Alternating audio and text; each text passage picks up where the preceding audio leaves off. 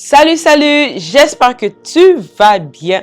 Ouh là là, nous sommes arrivés à la fin de notre série d'enseignements. Aujourd'hui, nous allons parler de la 7e effusion qui est le sang de Jésus qui a coulé au niveau de son côté.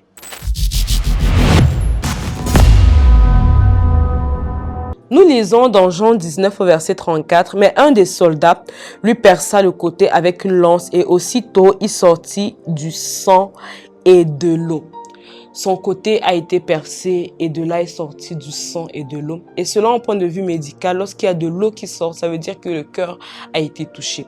Donc le Seigneur, il a livré son cœur, il a livré son côté pour nous. Pourquoi cette effusion? Au commencement, lorsque Dieu a créé l'être humain, il l'a placé dans le jardin d'Éden. Il n'y avait que l'amour qui régnait, il n'y avait que la paix qui régnait, il n'y avait que la joie qui régnait. Il n'y avait pas encore de méchanceté qui était entrée dans l'humanité. C'est à cause du péché que la méchanceté est entrée dans l'humanité. C'est à cause du péché qu'il y a eu des meurtres. On peut trouver des meurtres, des vols et toutes sortes de vices.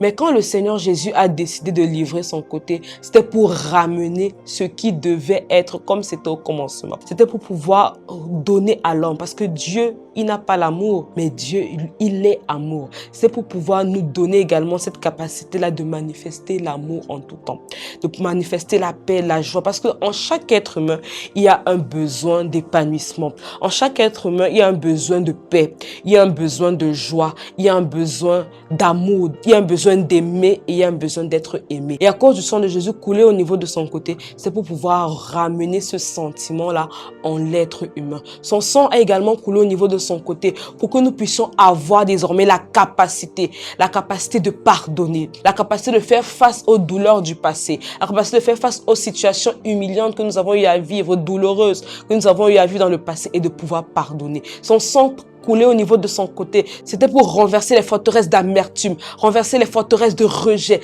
faire face à la trahison et ne pas laisser le poison de l'amertume et de la colère rester s'installer à l'intérieur de nous. On peut nous faire du mal, les hommes peuvent nous blesser, les femmes peuvent nous blesser, mais à cause du sang de Jésus qui a coulé au niveau de son côté, nous avons la force de pardonner, nous avons la capacité de pardonner et nous avons la capacité d'aimer sans condition. Non pas aimer parce que c'est telle personne, parce que telle personne me fait du bien, parce que telle personne est gentille, non, mais aimer sans condition, parce que Dieu, il nous a aimés sans condition. La Bible nous dit dans Jean 3 au verset 16, car Dieu a tant aimé le monde qu'il a envoyé son Fils. Nous étions pécheurs, nous marchions dans la méchanceté, nous étions des hommes et des femmes qui étaient mauvais, mais le Seigneur n'a pas regardé à notre condition et il a envoyé le Seigneur Jésus. C'est ça, aimer sans condition. Et par son sang coulé au niveau de son côté, c'était pour nous transférer également la capacité d'aimer sans condition. Aujourd'hui, avec la conscience du sang de Jésus qui a coulé au niveau de son côté, nous ne pouvons plus dire que voilà, je suis une personne qui est rancunière. Moi, je garde la rancune dans mon cœur. Moi, je garde l'amertume dans mon cœur.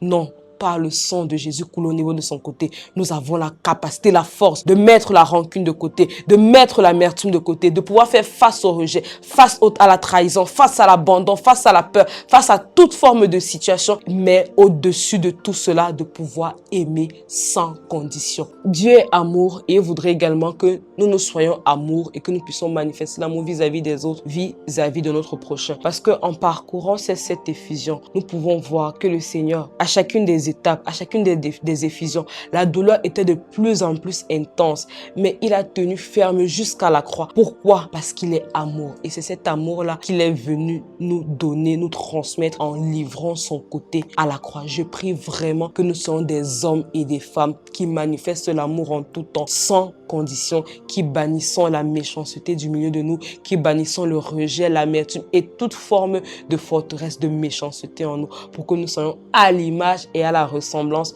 de notre Dieu qui est amour. Voilà, nous sommes arrivés à la fin de notre partage sur cette série d'enseignements sur les 7 effusions du sang de Jésus. J'espère vraiment que ces mini-capsules vous ont béni, vous ont édifié et vous permettent d'appréhender la Pâque différemment. La Pâque, ce n'est pas juste une question de célébration. Ce n'est pas juste une question de vêtements blancs à porter, non. La Pâque, c'est la porte vers ta délivrance.